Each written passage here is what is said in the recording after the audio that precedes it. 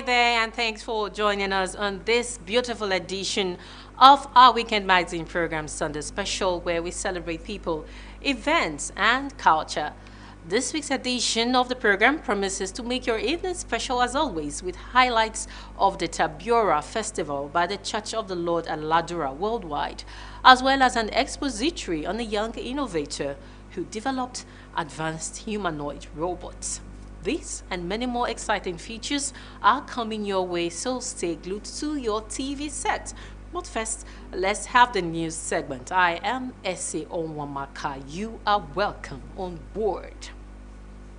As Nigeria advances its clean energy transition, stakeholders say effective communication is essential to ensuring that people understand, access, and benefit from emerging energy solutions.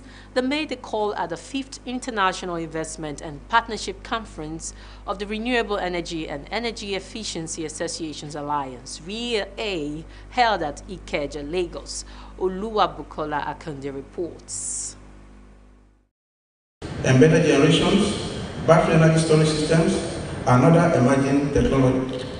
Stakeholders in Nigeria's clean energy sector are calling for stronger partnerships, investment, and practical strategies to expand access to reliable and affordable energy. The call was made at the 5th International Investment and Partnership Conference of the Renewable Energy and Energy Efficiency Associations Alliance, which brought together government representatives, investors, development partners, and energy experts, held under the theme Accelerating Collective Action and Strategic Partnerships for Equitable Clean Energy Access. The conference focused on advancing Nigeria's clean energy sector, with REEAA President Engineer Ayodeji Dada emphasizing the role of the media in creating public awareness and showcasing development in the industry. I want to ensure we can engage and partner communication experts, communication organizations like the Nigerian Television Authority to push the story, to push the message. There are a lot of people who are biased about solar, but when they understand what solar is, then they embrace it. Speaking on the transition story, what gets funded gets told. NTA Lagos Channel 10 General Manager Modupe Oyewumi highlighted the role of communication in promoting renewable energy, while other energy experts stressed the need for greater investment and collaboration to expand clean energy access. It would be a good thing for Nigerians because a lot of people did not know what it means to have this solar system, renewable energy, and even for the children. So we are coming up with a lot of programs to spell this out, to tell the stories for them to understand. The fact that a lot of new innovative energy technology has been introduced, like photovoltaic and battery technology, is also starting to come into the country, and this is promising, and it will hopefully enhance further the energy situation of the population. Lagos is a dense metropolitan economy. Our factories, hospitals, ports, rail infrastructure, telecommunication systems, commercial districts, emerging data economy require dependable power. Our strategic direction is therefore towards at least 6 gigawatts of available market capacity. A panel session examined finance, innovation, technology, and communication as key drivers of clean energy development, with stakeholders emphasizing the need to turn partnerships and investments into practical solutions for communities and businesses. In Lagos, Oluwabukola Akande, NTA News. The National Drug Law Enforcement Agency, NDLEA, has recorded major drug seizures and arrests across Nigeria, including the arrest of a 101-year-old woman for allegedly dealing in cannabis. Sawal Khalil Ibrahim has details. In a rare and startling development, NDLEA operatives arrested a centenarian in Elisha, Ogun State, with 90 grams of skunk. The agency said she claimed she turned to the trade after her provision shop was destroyed by fire. NDLEA has directed that she be granted bail and undergo counseling, while her daughter, who allegedly supplied the drugs, has also been arrested. In Akwa Ibom, NDLEA officers intercepted a boat allegedly transporting drugs to fishing communities in Cameroon. 3 suspects were arrested with 42.6 kilograms of narcotics, including skunk and cocaine, concealed inside wraps of cassava meal, popularly known as fufu. At the Lagos port, NDLEA made its first seizure of illicit drugs shipped from Thailand at the Apapa and Lekki deep sea ports. 2 containers containing 1,490.5 kilograms of Thai loud, a synthetic cannabis, were intercepted. The drugs worth more than 4.4 billion naira were allegedly concealed among legitimate goods. Other operations also yielded significant seizures. In Abuja, 24,410 tramadol pills were intercepted, leading to the arrest of the alleged owner in Niger State. In Ondo, NDLEA destroyed 10,000. The agency also seized 1,325 kilograms of methamphetamine in Kwara. In Ibadan, a 65-year-old woman was arrested with loud, tramadol, codeine syrup, and diazepam, among other substances. Further arrests and seizures were recorded in Kano, where 73.3 kilograms of skunk was recovered.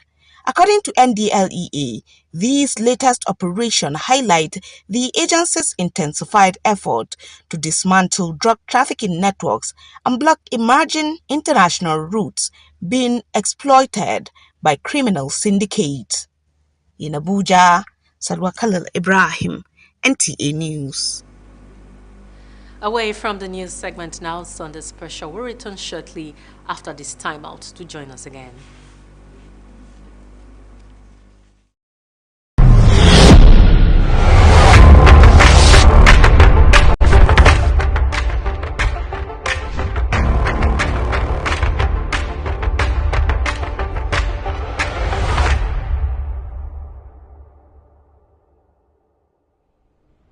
Come to a world of classical packaging. At Shanghai, our safe and hygiene dustbin ranging from the small closet bin sizes to large rollable industrial and community bin sizes. Decked with perfect functioning pedals, our paint containers are carefully prepared for their global journey, always prioritizing your safety every step of the way. Our array of various Tampa event plastic paint containers are the industry's #1, making them the most sought after choice. Proudly Nigeria.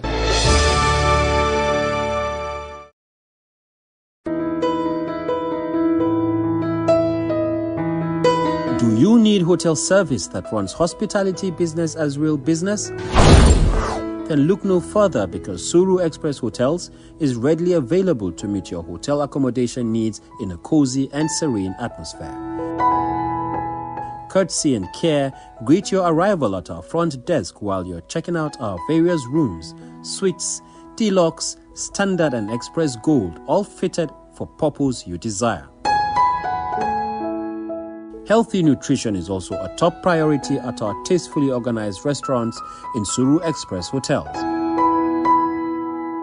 With our ultra-modern gymnasium, maintaining your fitness is guaranteed in a conducive atmosphere. To unwind and reduce stress, our world-class standard swimming pool and game centers are always available. We are strategically located in Surulere, Ikeja GRA, Ikorodu, to provide unparalleled hospitality and free parking and top-notch security. A choice of any Suru Express hotel is a choice made with wisdom.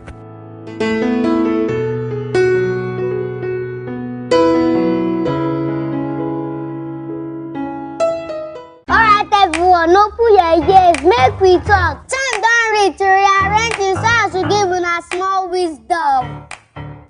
Sounds mighty fresh now, but you know, I beg no be so. Before una go talk, say our smell no reach. Make una think I'm twice so. Ever heard of Colgate, the #1 oral care brand in the world? Colgate Maximum Cavity Protection unlocks 24 hours cavity defense. The formula boost with calcium for lifelong smiles. Mom, it's a time to brush. No more cover mouth. Because we Colgate,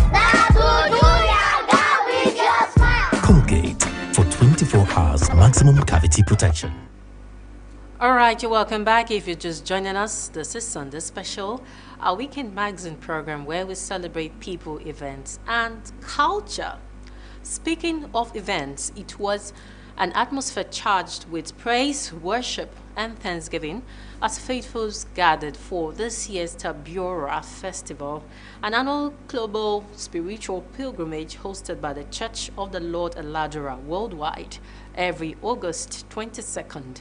From fervent prayers to soul-lifting worship, the festival brought worshippers together in a night of spiritual renewal, reflection, and thanksgiving. Ometere Chiedu, who was there for Sunday Special, now reports. It was a gathering of faith, worship, praise, and thanksgiving as members of the Church of the Lord worldwide converged for this year's annual Tabora Festival. Clad in their colorful and distinctive ministerial robes, the faithful joined in a celebration of victory with songs and praises rising in honor of God.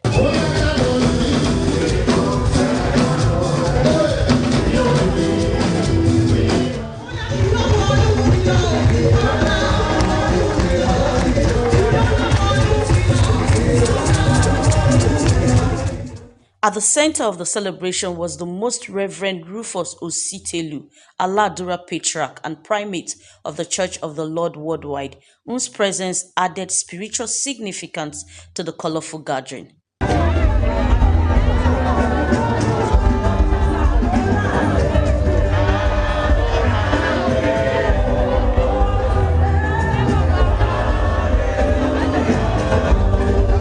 For 13 days, members of the church observed a period of fasting and prayer on Mount Tabora, seeking divine direction, renewal, and answers to their prayers. The 13th day marks a high point of the pilgrimage as the primate delivers what the church describes as a prophetic message from God. This year's festival, themed Faithful and Glorious God, was therefore a celebration of God's faithfulness and the testimonies of those who believe they encountered His presence on the mountain.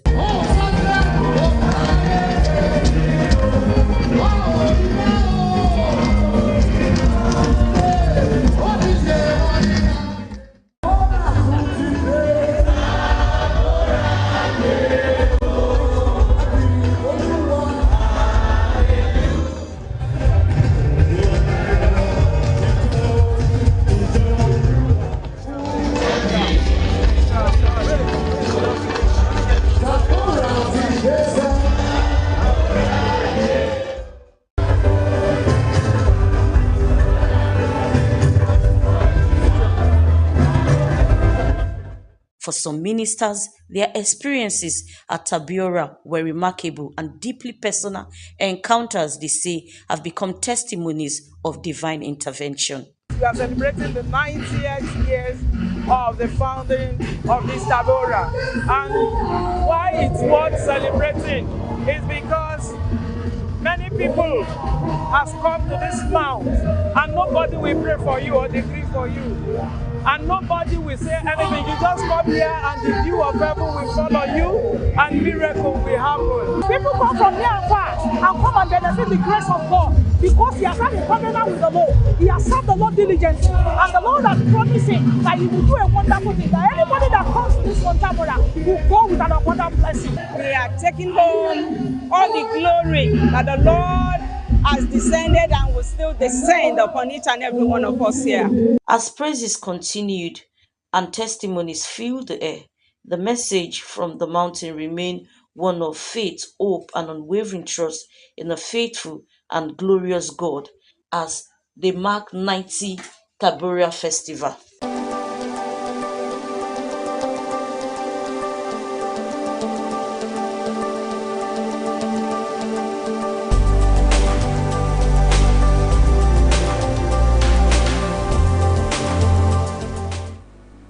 Indeed, it was a time of spiritual renewal as worshippers gathered to strengthen their faith and seek divine guidance in God. Moving on now to our next story. A 21-year-old Nigerian engineer is turning a childhood fascination with humanoid robots into an ambitious technology project, Isa Barde Awal has developed an advanced humanoid robot capable of remote and autonomous operation using skills spanning artificial intelligence, computer vision, programming, and 3D printing. But his story is also raising a bigger question. Can more young Nigerians move from being consumers of technology to becoming the people who build it? Justin Onye takes a closer look.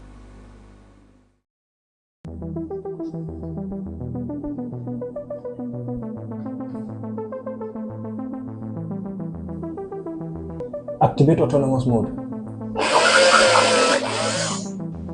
It begins with curiosity. As a primary school pupil, Isa Barde Awal saw a humanoid robot in a computer textbook. He wanted one, but instead of waiting to get one, he decided to build one. So I said, okay, I want to build my own. When I tell somebody that I want to build my own, they used to think I'm crazy. At 17, he produced his first humanoid robot from relatively simple materials and an unconventional control system. The project earned him a scholarship to study computer engineering. 4 years later, the experiment has evolved. Shake my hand. And this is his latest humanoid robot. It can be remotely controlled through a computer or phone, but it can also operate autonomously. This robot is called Isa Smart Machine for Autonomous Robot Technology, iSmart. So it works in two modes. There is autonomous mode and there is remote control mode. That's what we call teleoperation mode. But the machine is not simply designed to walk or move. For Isa, it is a platform for learning and developing other technologies, combining programming, artificial intelligence, computer vision, electronics, mechanical engineering, and 3D printing. Building advanced technology in Nigeria, however, comes with challenges. Equipment can be difficult to find. Some components have to be imported, and access to funding, laboratories, and technical support remains a major hurdle for many young innovators. I think the biggest challenge first is the resources. Second is the support. Yet, the potential applications reach far beyond the robot itself. Isa is developing smart glasses to help visually impaired people navigate their surroundings. With better resources, he wants to develop affordable robotic prosthetic limbs and autonomous machines for dangerous environments. If I have unlimited budget and proper lab and finances, I will actually start by building 3 major things. One is firstly is the hands, a robot hands, so a prosthetic hands. The ones that use for people that actually lost their hands, legs, or other parts of their body can be attached that to help them pick up some things, drop, and it will be controlled by their muscles. And that is where the story becomes bigger than one young innovator. Nigeria faces challenges in healthcare, agriculture, manufacturing, and security, areas where robotics and artificial intelligence could increasingly complement human effort. But perhaps Isa's biggest ambition is to make sure the next young Nigerian does not have to start from scratch. I have already done the work for them. I want to put it there for them so that if they have anything that they want to build, they can check my resources out and it will help them to build that. Because innovation grows when knowledge is shared. One young person builds, another learns, another improves, and another applies the technology to a completely different Nigerian problem. For Isa, the objective is therefore not simply to build one impressive machine. It is to inspire a generation of Nigerian technology builders. First design I made, This is just rough hand sketch I did. Then secondly, I designed it with my computer with an application, Fusion 360, is a CAD application. I 3D printed it with this. Everything was 3D printed with this 3D printer. You can see these are the empty spool of the filaments that I use. So the code, I coded it myself. Actually, I won't say like there was any partner of mine that helped me to code the robot. No, I think I coded it myself. I designed it myself. I built everything myself. At 17, he built his first robot. At 21, he is building something more advanced. The machine is still evolving, but so is the generation behind it. And perhaps Nigeria's technological future will depend not only on the machines we import, but increasingly on the ones our young people learn to build. Justin Bemu, NTA News. What a beautiful sight to behold. And like Issa Awal, there are many young Nigerians with the talent, creativity, and technical ability to develop innovative solutions to technological challenges. And of course, with the right support, opportunities, and encouragement, these young innovators can help shape Nigeria's technological future. Nigeria, it's a familiar scene. Residents walking into chemist shops, buying drugs without a prescription, without a diagnosis, often without a second thought. Medical professionals have long fought against this practice, but when it comes to antibiotics, the stakes are far higher, as the misuse of these life-saving drugs could lead to antimicrobial resistance, AMR, which happens when bacteria, viruses, fungi, or parasites evolve to survive the drugs designed to kill them. Taking or abusing antibiotics make nonsense of the drug. So the organism that we plan to kill with the drug, some of them will revolt against the drug. And the moment they revolt against the drug will be turned useless. Experts describe the danger as grave, as every case of resistance, they say, sends scientists back to the drawing board, racing against time and against evolving bacteria to find solutions that work. I'm sure once those newer drugs come in, it's going to be abused the way we used to. Anybody can go to anybody outside. Do you have the tetracycline? You get tetracycline from non-experts. Name all those antibiotics. You easily get them, not from pharmacists, but from outsiders. So we've already abused antibiotics. And the organisms, they don't joke with it. The organisms will develop immunity against the drugs. And the moment they now produce some resistant strains, so that one will continue to grow en masse. And they will now spread. And before you get a drug, it will take some years. And aside that, by the time the drug is developed, it's not within the reach of the poor people, because it's going to be very high. The price will be very high. As AMR continues to spread, experts call for stricter drug regulation, public awareness, and responsible use of medication. We need to begin to redefine how people have access to antibiotics, that they do not abuse it, that people should understand that these organisms themselves have sense of mutating and having resistance, changing their capsules and their DNA. So the more we use it when it's not necessary to combat bacteria, the more the bacteria will be able to develop resistance. In this fight against antimicrobial resistance, one thing is clear. This is not just a medical fight. It is a fight for the future of modern medicine itself and societal health in general. Okay, so the message is clear: responsible use of antibiotics, public awareness, and stronger preventive measures can actually help curb the spread of antimicrobial resistance With this, we draw the curtain on this week's edition of the program Sunday Special. Do join us again, same time, same station next week. And until then, do have a pleasant week and stay safe out there. I am Essie Owamaka. Thanks for being there.